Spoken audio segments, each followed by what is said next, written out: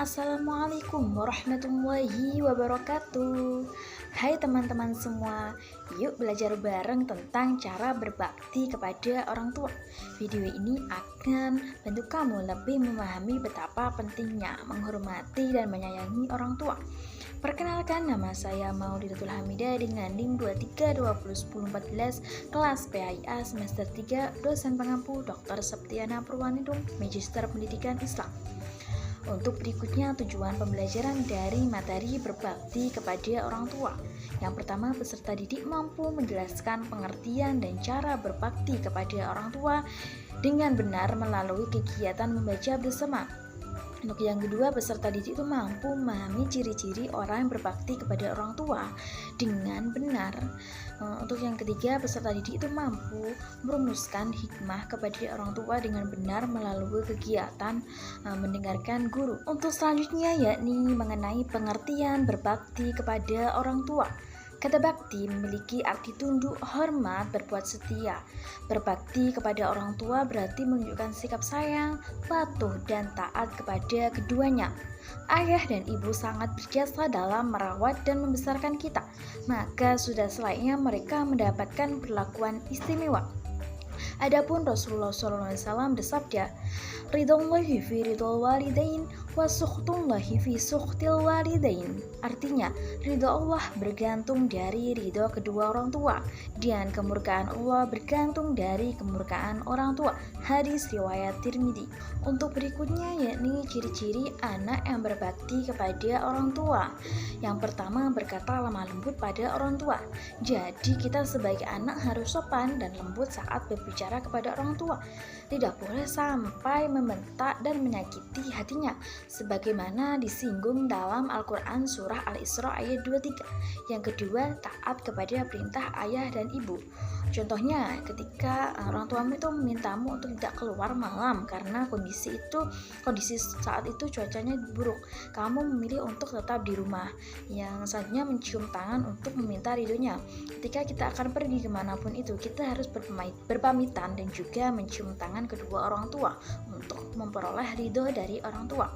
Misalnya, selalu memiliki waktu untuk membantu orang tua. Jadi kita itu harus mampu memberikan waktu bersama keluarga dan juga selalu membantu orang tua untuk seperti bersih-bersih, menyapu rumah, pada gambar di bawah ya. Misalnya, selalu mendoakan orang tua ketika kita selesai sholat.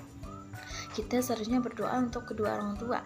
Contoh doanya yakni Rabbighfirli wa liwalidayya warhamhuma kama rabbayani shaghira. Ya Allah, ampunilah dosaku dan juga kedua orang tuaku, dan kasihanilah mereka sebagaimana mereka mengasihiku di waktu kecil. Selanjutnya yakni cara menumbuhkan sikap bakti kepada orang tua. Yang pertama, senantiasa mengingat kebaikan orang tua. Ketika merasa lelah setelah bekerja, itu kita harus ingat bagaimana dulu orang tua kita itu bekerja keras untuk dapat membesarkan kita dan menyekolahkan kita.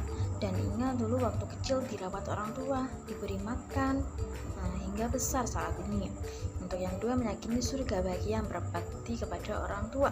Jadi setiap kali hendak melakukan sesuatu itu selalu ingat janji Allah Subhanahu wa taala tentang surga bagi orang-orang yang berbakti kepada orang tua.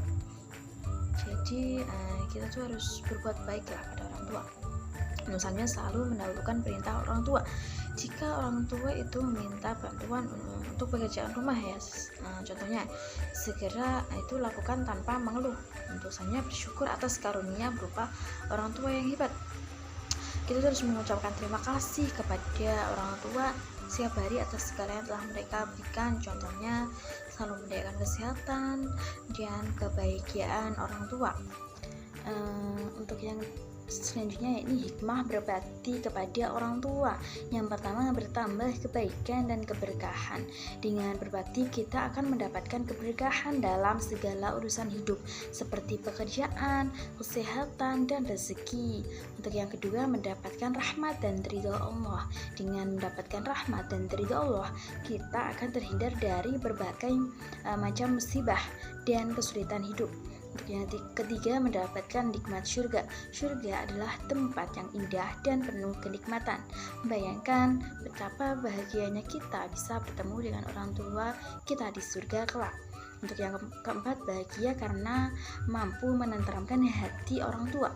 Kita akan merasa lebih tenang dan damai karena telah membuat orang tua kita itu bahagia.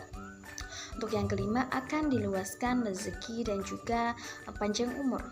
Untuk materi yang terakhir yakni mengenai akibat tidak berbakti kepada orang tua. Nah, yang pertama ini mendapatkan dosa besar, seperti membantah orang tua, menolak perintah orang tua, mengabaikan kebutuhan orang tua, dan juga berkata kasar kepada orang tua. Adalah contoh tindakan durhaka yang berujung pada dosa besar.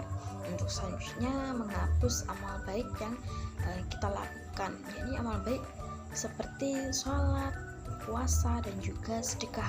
Itu bisa menjadi sia-sia jika kita itu tidak berbakti lah kepada kedua orang tua. Tentu saja jauh dari rahmat Allah.